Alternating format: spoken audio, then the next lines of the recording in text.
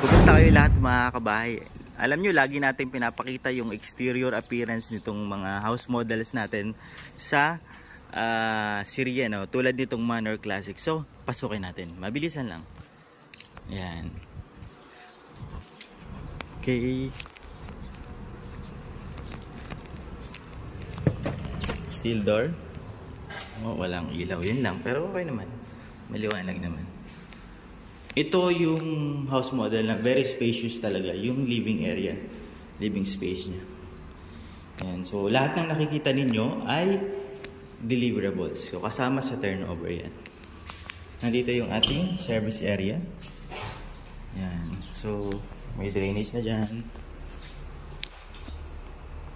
So, ito yung ating kitchen area. Pwede nyo itong pasara.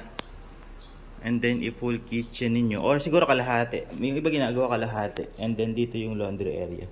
Para meron pa rin siyang yung sa araw. Para mabilis matuyo yung mga damit.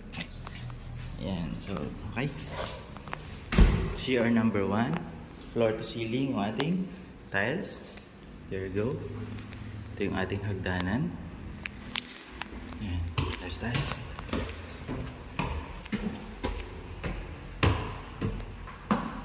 Okay, CR number 2.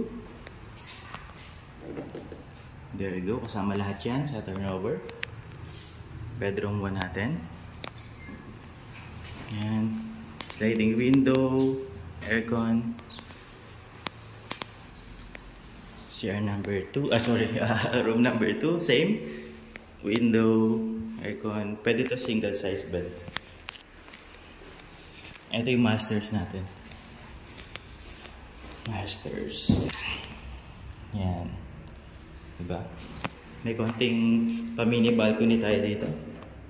And what if overlooking mo yung Arayat? Hindi pa lang, panalo ka na. Okay, so yeah, there you go. So, ito ang ating Manor Classic inner unit townhouse. Okay.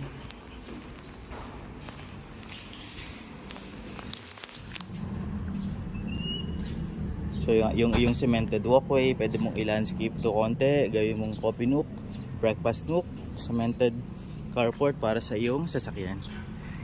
Okay mga kabahay, Manor Classic Townhouse.